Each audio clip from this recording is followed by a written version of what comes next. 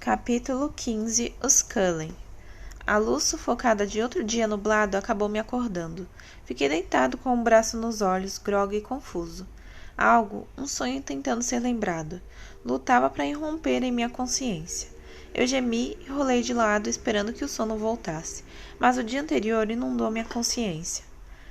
Sentei-me tão rápido que minha cabeça girou. Seu cabelo tem a capacidade de desafiar a gravidade. A voz divertida vinha da cadeira de balanço no canto. É como se fosse um superpoder só seu. Automaticamente, levantei a mão para ajeitar o cabelo. Ela estava sentada de pernas cruzadas na cadeira, com um sorriso perfeito no rosto perfeito. Você ficou. Parecia que eu não tinha acordado, afinal. É claro, era o que você queria, certo? Eu assenti. Ela deu um sorriso maior. Era o que eu queria também. Cambaleei para fora da cama sem saber aonde ia, só que precisava chegar mais perto dela, que me esperou e não houve surpresa no rosto dela quando me ajoelhei à sua frente. Eu estiquei a mão lentamente e coloquei a palma na lateral do rosto dela. Ela se inclinou na direção da minha mão, fechando os olhos. E Charlie? Perguntei. Nós dois estávamos falando em um volume normal. Ele saiu há 1 hora, com uma quantidade absurda de equipamentos. Ele ficaria fora o dia todo, então só estávamos eu e Edith, em uma casa vazia, sem necessidade de ir a lugar nenhum. Tanto tempo. Eu me sentia como um velho avarento maluco, vibrando com suas pilhas de moedas de ouro. Só que, em vez de moedas, eram segundos que eu acumulava. Só nessa hora, percebi que ela tinha mudado de roupa. Em vez do top de alcinhas, estava com um suéter pêssego. Você saiu? Perguntei. Ela abriu os olhos e sorriu, levantando uma das mãos para manter a minha em seu rosto. Não podia sair com as roupas que eu vim. O que os vizinhos iam pensar? De qualquer modo, fiquei fora só alguns minutos, e você estava dormindo profundamente na hora, então não perdi nada. Eu grunhi. O que eu disse? Seus olhos ficaram um pouco mais agitados e seu rosto mais vulnerável. Você disse que me amava, sussurrou ela. Você já sabia disso. Mas ouvir as palavras foi diferente. Eu olhei nos olhos dela. Eu te amo, falei. Ela se inclinou e apoiou a testa com cuidado na minha. Agora você é a minha vida. Ficamos sentados assim por muito tempo, até que meu estômago roncou. Ela se empertigou e riu. A humanidade é tão supervalorizada, reclamei. Devemos começar com o café da manhã? Coloquei a mão na jugular e arregalei os olhos. Ela se encolheu, depois apertou os olhos e fez cara feia. Eu ri. Pare com isso, você sabe que foi engraçado. Ela ainda estava de cara feia. Eu discordo. Devo reformular? É hora do café da manhã para o humano. Tudo bem. Preciso de outro minuto humano primeiro, se você não se importa. Claro, fique. Ela sorriu. Eu escovei os dentes 2 vezes de novo, depois tomei um banho correndo, passei um pente no cabelo molhado para tentar fazê-lo ficar no lugar, mas fui solenemente ignorado. E aí percebi a besteira. Eu tinha me esquecido de levar as roupas. Hesitei por um minuto, mas estava impaciente demais para ficar muito tempo em pânico. Não tinha jeito. Prendi a toalha na cintura e andei pelo corredor com o rosto vermelho. Melhor ainda, o vermelho no meu peito também estava exposto. Coloquei a cabeça pelo batente da porta. Ela ainda estava na cadeira de balanço e riu da minha cara. Devemos nos encontrar na cozinha, então? Sim, por favor. Ela passou por mim um sopro de ar frio e desceu a escada antes de um segundo se passar. Eu mal consegui seguir o movimento. Ela foi só uma mancha de cor clara e depois nada. Obrigado, falei para o nada e corri até a cômoda. Eu sabia que devia pensar no que vestir, mas estava com pressa para descer. Mas me lembrei de pegar um casaco para ela não se preocupar de eu sentir frio. Passei os dedos pelo cabelo para ajeitar de novo e desci a escada correndo. Ela estava encostada na bancada, parecendo sentir-se em casa. O que tem para o café? Perguntei. Isso a abalou por um minuto. Ela uniu as sobrancelhas. Não sei bem, o que você quer? Eu ri. Tudo bem, eu me viro bem sozinho. Você pode me olhar caçar. Peguei uma tigela e uma caixa de cereal. Ela voltou para a cadeira onde se sentou na noite anterior e ficou me olhando servir o leite e pegar uma colher. Coloquei a comida na mesa e parei. O espaço vazio na frente dela, na mesa, fez com que eu me sentisse grosseiro. Posso lhe servir alguma coisa? Ela revirou os olhos. Apenas coma, Bill. Sentei à mesa observando-a enquanto começava a comer. Ela me fitava, analisando cada movimento. Isso me deixou constrangido. Engoli para falar, querendo distraí-la. Tem alguma programação para hoje? Talvez, disse ela. Depende se você vai gostar ou não da minha ideia. Eu vou gostar, prometi ao comer uma segunda colherada. Ela repuxou os lábios. O que diria de conhecer minha família? Eu engasguei com o cereal.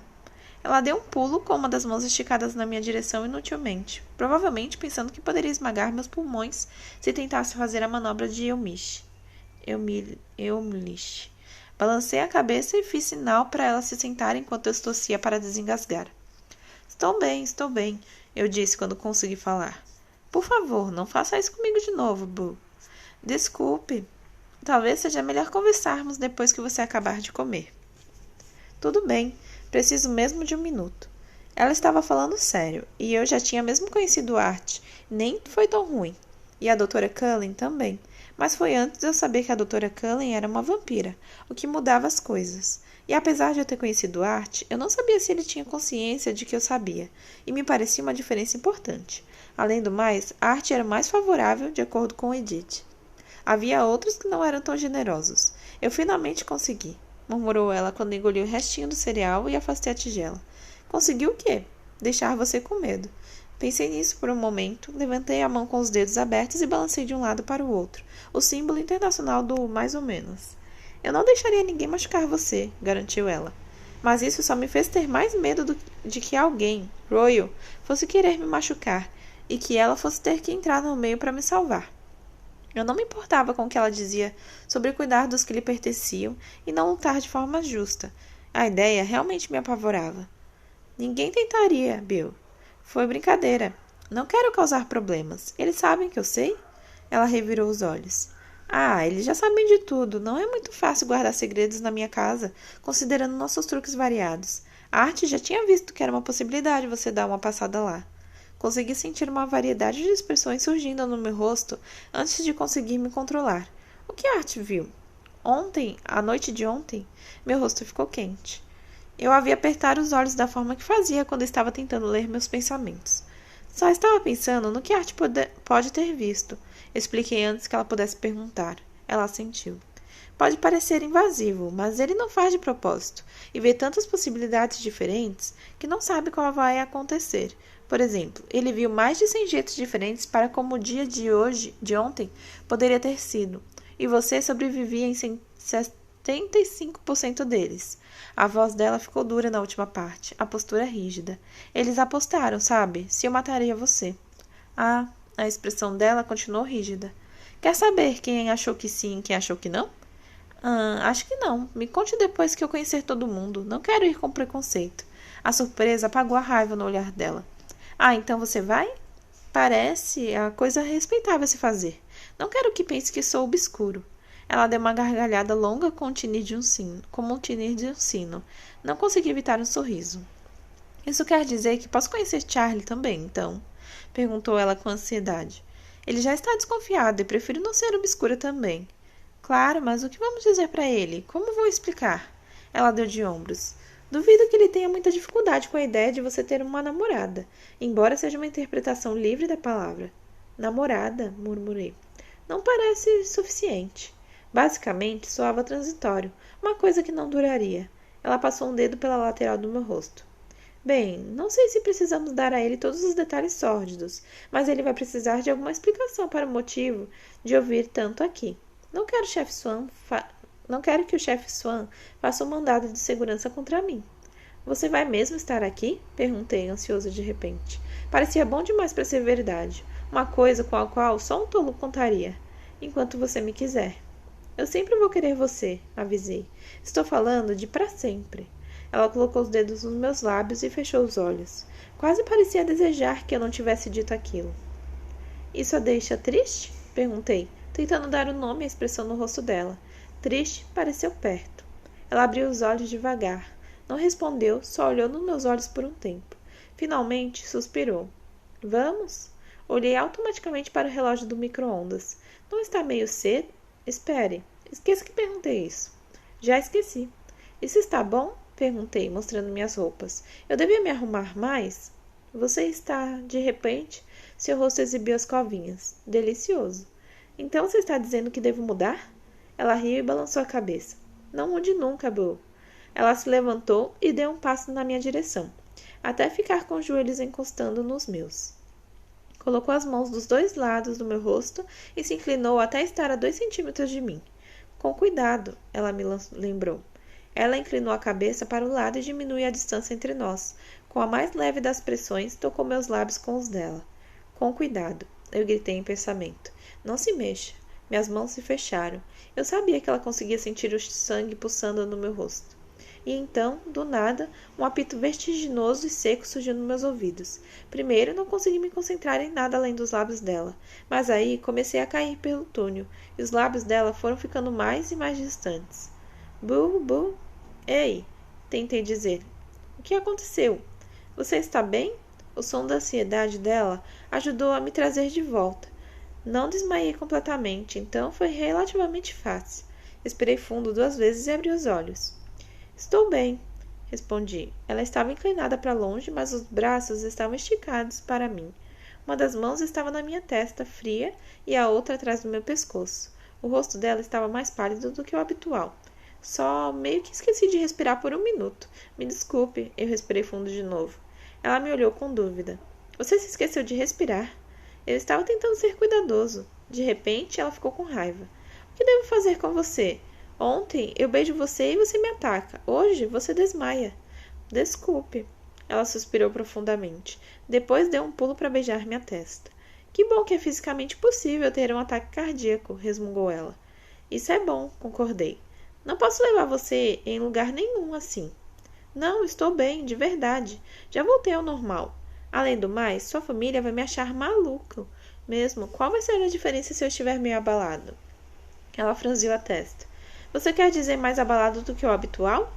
Claro, olhe só. Estou tentando não pensar no que vamos fazer agora. Então, ajudaria se pudéssemos ir logo. Ela balançou a cabeça, mas segurou minha mão e me puxou da cadeira. Dessa vez, ela nem perguntou. Foi direto para o lado do motorista da picape. Achei que não fazia sentido discutir depois do meu último episódio constrangedor. E, de qualquer modo, eu não fazia ideia de onde ela morava.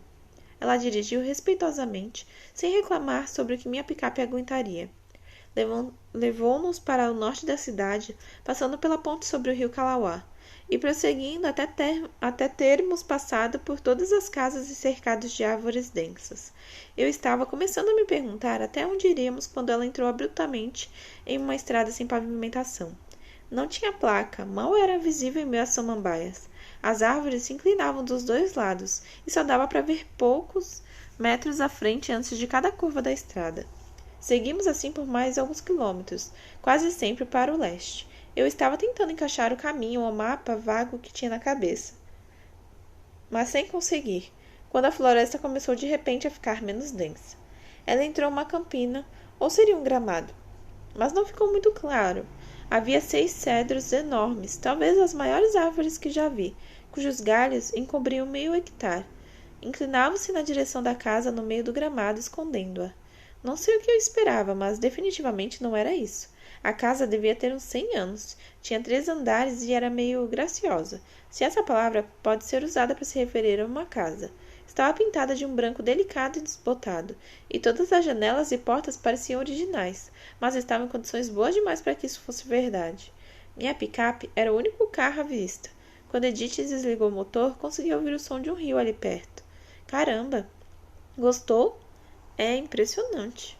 De repente, ela estava do lado de fora, na minha porta. Eu a abri devagar, começando a sentir o nervosismo que vinha tentando sufocar. Pronto? Não, vamos nessa. Ela riu e tentei rir com ela, mas o som pareceu preso na minha garganta. Eu ajeitei o cabelo.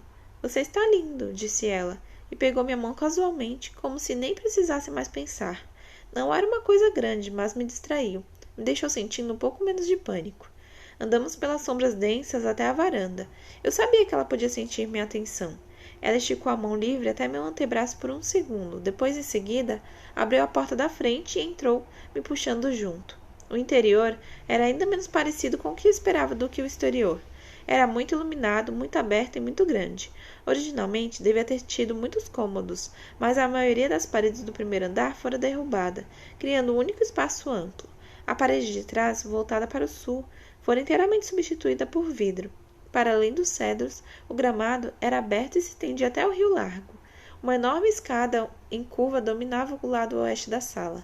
As paredes, o teto alto, o piso de madeira e os tapetes grossos eram de tons variados de branco. Os pais de Edith estavam nos esperando. Estavam um pouco à esquerda da porta em uma pequena plataforma em frente a um piano de cauda enorme. Também era branco. É claro que eu já tinha visto a doutora Cullen, mas me impressionei de novo com o quanto era jovem e o quanto era absurdamente linda. Estava de mãos dadas com Ernest, imaginei. Ele era o único da família que eu nunca vira. Parecia ter a mesma idade da doutora Cullen. Talvez alguns anos mais e as mesmas feições pálidas e perfeitas do resto deles. Tinha cabelo ondulado da cor de caramelo, um pouco mais comprido do que o meu. Havia algo muito gentil no rosto dele, mas não consegui identificar o que me fez pensar isso. Ambos estavam com roupas informais de cores claras que combinavam com o interior da casa. Eles sorriram, mas não se aproximaram de nós. Achei que estavam tentando não me assustar. Karine, Ernest, este é Bill, disse Edith. É muito bem-vindo aqui, Bill. Karine deu um passo à frente, lenta e cuidadosa. Ergueu a mão com hesitação. Dei um passo à frente para cumprimentá-la, e fiquei meio surpreso com o quanto foi tranquilo fazer aquilo. Talvez fosse por ela me lembrar Edith de muitas formas. É bom vê-la novamente, doutora Cullen. Por favor, chame de Karine. Eu sorri para ela, surpreso com minha súbita confiança. Karine, repeti. Edith apertou minha mão de leve. Ernesto também se aproximou e estendeu a mão para mim. Seu aperto frio e pétreo era exatamente o que eu esperava. É muito bom conhecer você, disse ele com sinceridade. Obrigado, fico feliz por conhecê-lo também. E estava mesmo. A sensação era de coisa certa. Aquela era a casa de Edith, a família dela. Era bom fazer parte daquilo. Onde estão Art e Jess? Perguntou Edith. Ninguém respondeu, pois eles tinham acabado de aparecer no alto da escada. Ei, Ed, está em casa, gritou Art, e correu a escada abaixo, uma mancha de pele branca, vindo parar subitamente diante de nós. Vi Karine e Ernest lançarem olhares de alerta para ele, mas até que gostei. Era natural para ele, era como se moviam quando não tinha que se preocupar com estranhos olhando. Bill, disse ele, me cumprimentando, como se fôssemos velhos amigos. Ele esticou a mão e, quando fui apertar, me puxou para um daqueles abraços de um braço só e bateu de leve nas minhas costas. Oi, Art, falei. Minha voz saiu sem fôlego. Fiquei chocado e também um pouco satisfeito de ele realmente parecer favorável. Mais do que isso, já gostava de mim. Quando dei um passo para trás, vi que eu não era o único chocado. Karine e Ernest estavam olhando para o meu rosto com olhos arregalados, como se estivesse esperando que eu saísse correndo. O maxilar de Edith estava travado, mas não consegui perceber se era preocupação ou raiva. Seu cheiro é mesmo bom, eu nunca tinha reparado, comentou Art. Meu rosto ficou quente, e mais quente ainda quando pensei em como isso devia ser para eles, e ninguém pareceu saber o que dizer. E então Jasmine apareceu. Edith tinha se comparado a um leão caçando, o que tive dificuldade de visualizar. Mas consegui imaginar com facilidade Jasmine dessa forma. Havia alguma coisa de leoa nela agora, só parada ali. Mas, apesar disso, fiquei totalmente à vontade de repente. Parecia que eu estava em um lugar familiar e cercado de gente que conhecia bem. Era tranquilo, como quando Julius estava por perto. Era estranho sentir isso ali, mas me lembrei do que Edith me contou sobre o que Jasmine podia fazer. Foi estranho pensar. Não parecia que alguém estava usando magia em mim. Olá, Bill, disse Jasmine. Ela não se aproximou nem ofereceu um aperto de mãos, mas não foi constrangedor. Oi, Jasmine. Sorri para ela e depois para os outros. É ótimo conhecer vocês todos. Vocês têm uma bela casa, acrescentei convencionalmente. Obrigado, disse Ernest. Ficamos felizes por você ter vindo. Ele falava com sentimento e percebi que me considerava corajoso. Também percebi que Roy e Leonor não estavam em lugar nenhum à vista, e apesar de estar aliviado, também fiquei decepcionado. Teria sido bom fazer logo isso com Jasmine ali, me deixando calmo. Reparei em Karine encarando Edith com intensidade. Pelo canto do olho, vi que Edith assentiu de leve. Senti que estava xeretando e afastei o olhar. Meus olhos vagaram novamente para o belo piano no tablado. De repente, me lembrei de uma fantasia de infância, na qual, quando fosse mais velho e milionário, compraria um piano de cauda para minha mãe. Ela não era muito boa, só tocava para si mesma em nosso piano de armário de segunda mão, mas eu adorava vê-la tocar. Ela ficava tão feliz e absorta, parecia um ser novo e misterioso para mim. Ela me pagou algumas aulas, mas como a maioria das crianças, eu choraminguei até que ela me deixou largar. Ernest percebeu meu olhar. Você toca? Perguntou ele. Eu balancei a cabeça. Nem um pouco, mas é lindo. É seu? Não, ele riu. Edith não contou que gostava de música? Ela não disse nada, mas acho que eu devia ter percebido, não é? Ernest ergueu as sobrancelhas, confuso. Tem alguma coisa que ela não faz bem? Perguntei retoricamente. Jasmine deu uma gargalhada. Art revirou os olhos e Ernest olhou para Edith com expressão paternal, o que foi impressionante, considerando o quanto parecia jovem. Espero que não tenha se exibido, disse ele. É grosseria. Ah, só um pouco, Edith riu. E o som foi contagioso. Todo mundo sorriu, inclusive eu. Ernest deu um sorriso maior e ele e Edith trocaram um olhar rápido. Edith, você devia tocar para ele, disse Ernest. Você acabou de dizer que me exibir era grosseria. Abra uma exceção, ele sorriu para mim. Estou sendo egoísta, ela não toca muito e adoro ouvi-la. Gostaria de ouvir você tocar, falei. Ela deu um olhar longo e exasperado para Ernest. Depois para mim, em seguida soltou minha mão e foi até o banquinho. Bateu no lugar ao lado e olhou para mim. Ah, murmurei e me sentei com ela. Assim que me sentei, os dedos dela começaram a fluir pelas teclas, enchendo a sala com uma composição tão complexa e intensa que era impossível acreditar que só uma pessoa tocava. Senti meu queixo cair e ouvi risinhos baixos atrás de mim. Edith olhou para mim casualmente, a música ainda em volta de nós sem pausa. Gostou? Percebi na mesma hora, claro. Você compôs. Ela assentiu. É a preferida de Ernest. Eu suspirei. Qual é o problema? Só estou me sentindo meio insignificante. Ela pensou sobre isso por um minuto e a música mudou lentamente para algo mais suave, familiar. Era a cantiga de ninar que ela cantarolava para mim, só que 1000 vezes mais complexa. Pensei nesta, disse ela baixinho, enquanto via você dormir. É a sua música. A música ficou ainda mais suave e doce. Não consegui falar. A voz dela voltou ao normal. Eles gostaram bastante de você, sabia? Especialmente Ernest. Olhei para trás, mas agora a sala imensa estava vazia. Onde eles foram? Nos deram privacidade. Sutis, não? Eu ri, mas franzi a testa. É legal eles gostarem de mim. Eu gostei deles, mas Roy e Leonor... A expressão dela ficou tensa.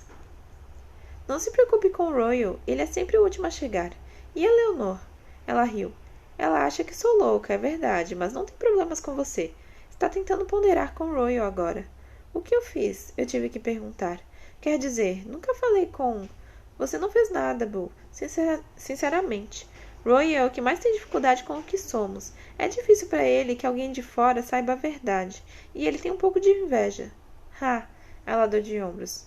Você é humano. Ele também queria ser. Isso me fez pensar. Prestei atenção à música, à minha música. Ficava mudando e evoluindo, mas a base permanecia igual. Eu não sabia bem como ela fazia. Ela não parecia estar prestando muita atenção às mãos. Aquela coisa que Jasmine faz é bem... Não. Estranho, eu acho. Foi bem incrível. Ela riu.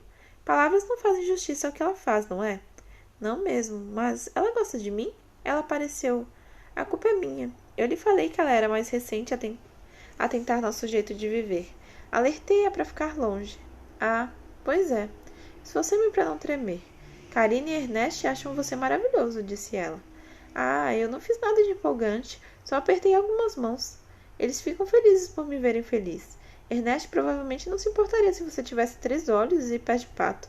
Em todo esse tempo, ele se preocupou comigo, com medo de que eu fosse jovem demais quando Karine me transformou, de haver alguma coisa faltando na minha constituição básica. Ele está aliviado. Cada vez que toco você, ele praticamente bate palmas. Art está entusiasmado. Ela fez uma careta. Art tem uma perspectiva própria da vida. Olhei para ela por um momento, avaliando sua expressão. O quê? Perguntou ela. Você não vai me explicar o que quer dizer com isso, não é? Ela apertou os olhos enquanto me olhava e um momento de comunicação sem palavras se passou entre nós, quase como vi entre ela e Karine antes, só que sem a vantagem da leitura de pensamentos. Eu sabia que ela não estava me contando alguma coisa sobre arte, uma coisa que a atitude dela em relação a ele indicava havia muito tempo, e ela sabia que eu sabia, mas não ia soltar nada, não agora. Tudo bem, falei como se tivéssemos dito tudo isso em voz alta. Disse ela. E como eu tinha acabado de pensar no assunto... Então, o que Karine estava dizendo a você antes? Ela estava olhando para Chaves agora. Você percebeu, não foi? Dei de ombros. Claro que sim. Ela me olhou pensativamente por um momento antes de responder. Ela queria me contar algumas novidades, Não sabia se era algo que eu quisesse partilhar com você. E você quer? Acho que seria uma boa ideia. Meu comportamento pode ficar meio esquisito nos próximos dias ou semanas, meio obcecado, então é melhor eu me explicar logo. Qual é o problema? Não há nenhum problema exatamente. A Arte só vê alguns visitantes chegando logo. Eles sabem que estamos aqui e estão curiosos. Visitantes? Sim, como nós, mas ao mesmo tempo não. Seus hábitos de caça não são como os nossos. Não devem entrar na cidade, mas não vou perder você de vista até ir embora. Uau, não devíamos, quer dizer, existe algum jeito de avisar as pessoas? O rosto dela estava sério e triste. Karine vai pedir que não caçem por aqui, como cortesia, e eles provavelmente não vão criar casa por aqui. Mas não podemos fazer mais por vários motivos. Ela suspirou. Eles não vão caçar aqui, mas vão caçar em algum lugar. É assim que as coisas são quando se vive em um mundo com monstros. Eu tremi. Enfim, uma reação racional, murmurou ela. Estava começando a pensar que você não tinha nenhum senso de autopreservação. Deixei essa passar, virando a cara, meus olhos vagando novamente pela sala espaçosa. Ela seguiu meu olhar. Não era o que esperava, não é? Perguntou ela, a voz divertida de novo.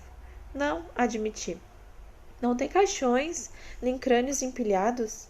Nos cantos acho que nem temos teias de aranha. Que decepção deve estar sendo para você. Ignorei o escárnio. Eu não esperava que fosse tão claro e tão aberto. Ela estava mais séria quando respondeu. É o único lugar em que nunca precisamos nos esconder. Minha música chegou ao fim, os últimos acordes passando para um tom mais melancólico. A última nota pairou por um longo momento, e alguma coisa no som daquela única nota foi tão triste que um nó se formou na minha garganta. Eu me recompus e disse: Obrigado. Parecia que a música também a tinha afetado. Ela me olhou com atenção por um tempo, depois balançou a cabeça e suspirou. Quer ver o resto da casa? Perguntou ela. Vai haver crânios empilhados em algum canto? Lamento decepcionar. Ah, tudo bem, mas minhas expectativas estão bem baixas agora. Subimos a enorme escada de mãos dadas. Minha mão livre acompanhou o corrimão, macio como cetim. O corredor no alto da escada era revestido de madeira da mesma cor clara do piso da tábua escorrida. Ela foi indicando conforme passávamos por portas. O quarto de Royal e Eleanor, o escritório de Karine, o quarto de arte.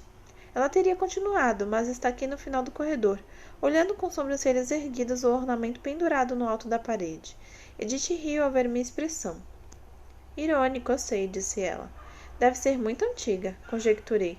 Senti vontade de tocar, de ver a pátina escura tão macia quanto parecia, mas consegui perceber que era bem valiosa. Ela deu de ombros. Mais ou menos do início dos anos 1630. Desviei os olhos da cruz para encará-la. Por que vocês têm isso aqui? Nostalgia. Pertenceu ao pai de Karine. Ele colecionava antiguidades? Não, ele mesmo entalhou. Ficava pendurado na parede acima do púlpito da paróquia em que ele pregava. Virei-me para olhar a cruz enquanto fazia uma conta de cabeça. A cruz tinha mais de 370 anos. O silêncio se prolongou enquanto eu lutava para aprender o conceito de tantos anos. Você está bem? Perguntou ela. Que idade tem Karine? Perguntei baixinho, ainda olhando para cima. Ela acabou de comemorar o aniversário de 362 anos, disse Edith. Ela observou minha expressão com atenção enquanto continuava, e tentei absorver a informação. Karine nasceu em Londres por volta de 1640, segundo ela acredita. O tempo não era marcado com precisão na época, pelo menos pelas pessoas comuns, mas foi pouco antes do governo de Cromwell.